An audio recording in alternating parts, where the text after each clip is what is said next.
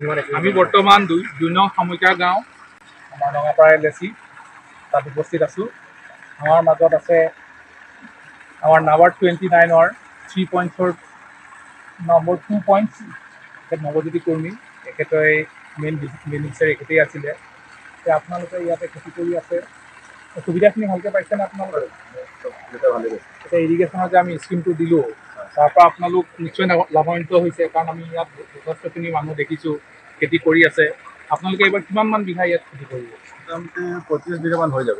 35 বিঘামান খেতি হ'ব ন? আৰু কিমানকেইজন খেতিয়ক ইয়াত জড়িত হৈ আছে? মোটামুটি 10-12জন খেতিয়ক ইয়াত জড়িত হৈ আছে। আৰু দুজনে আহিম কঠীয়া বাছিলে। হয়, গতিকে আপোনালোকক আমি সুবিধাটো দিছোঁ, গতিকে আপোনালোকে সুবিধাটো ভালকৈ লৈছে। আৰু আচলতে আৰু এক্সপাণ্ড কৰিব লাগিব, যিহেতু আমি ইয়াত প্ৰায় 17 বিঘালৈকে আমি পানী দিয়াৰ ব্যৱস্থা আছে। গতিকে হয়তো এইবাৰ প্ৰথমবাৰৰ কাৰণে আপোনালোকৰ অকণমান খেতিটো কম হৈছে। এনেই মানুহ আহিছিলে বাহিৰত কৰিম বুলি, দিয়া নাই, গাঁৱৰ মানুহবিলাক পচন্দ কৰোঁ।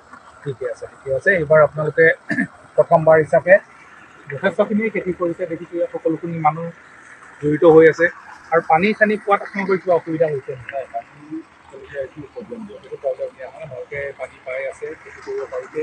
গতিকে আপোনাৰ ফালৰ পৰা আমাৰ জলসিঞ্চন বিভাগক আপোনালোকে কি বুলি ক'ব? আমি যে এইটো সুবিধা দিলোঁ, আমাৰ ৰঙাপাৰা তেজপুৰ ৰঙাপাৰা ডিভিজনৰ আণ্ডাৰ ৰঙাপাৰা চাব ডিভিজনৰ পৰা আপোনালোকক এই সুবিধাটো দিয়া হৈছে। জলসিঞ্চন মানে আমাৰ সামুখীয়া গাঁৱৰ চবকে হেৰি জনাইছোঁ আৰু ধন্যবাদ জনাইছোঁ।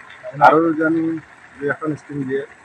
আচ্ছা, আপোনালোকৰ নিশ্চয় যদি এনেকুৱা খেতি কৰা আৰু ক'ৰবাত জেগা আছে, নিশ্চয় আমি পৰ্যায়ক্ৰমেতো আমি স্কিম দিমেই। আমাৰ উদ্দেশ্যই হ'ল মানে খেতিয়কে খেতি কৰক। গতিকে ৰঙাপাৰাততো আগতে এনেকুৱা ধৰণৰ কোনো MP নাছিলে, বড়ো খেতি কৰিব নোৱাৰে মানুহে। আপোনালোকক জ্ঞান দিছে, আপোনালোকক তেতিয়া হয়তো আৰু তেনেকুৱা কৃষক ওলাই আহিব। গতিকে তেনেকুৱা যদি কৃষক আছে তেনেহ'লে জনাব। আমাৰ ৰঙাপাৰা চাব ডিভিজনেই হওক বা তেজপুৰ ৰঙাপাৰা ডিভিজনতেই হওক, এপ্লিকেশ্যন কৰি পেলাই যাতে মানে সুবিধাখিনি ল'ব পাৰে। আপুনি নিশ্চয় গম পাইছেই কেনেকৈ কি কৰিব লাগে, যিহেতু আপুনি পাইছে স্কিম, অলপ তেখেতসকলকো সহায় কৰি দিব তেনেকৈ। ধন্যবাদ। আৰু কিবা ক'বলগীয়া আছে নেকি? মানে এইবাৰতো হৈছে, যোৱাবাৰলৈকে মাটি দিব পাৰিম নে নাই মানুহক সেইটোহে।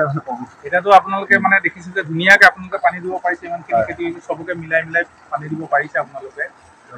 আৰু খেতিয়ক বাঢ়িব, সিহঁতক মাটি মিলাই দিব পাৰিম নে সেইটোহে। পাৰিব, নিশ্চয় পাৰিব। আপোনালোকে মিলাই ল'ব, কাৰণ আমাৰ 7টা এনেকৈ স্পৰ্টছ চেম্বাৰ আছে আৰু 3.2 আছে। গতিকে আপোনালোকে এবাৰত 3টা, এবাৰত 4টা, একেলগে গোটেইকেইটাতো দিব নোৱাৰিব, কমাই দি পেলাই।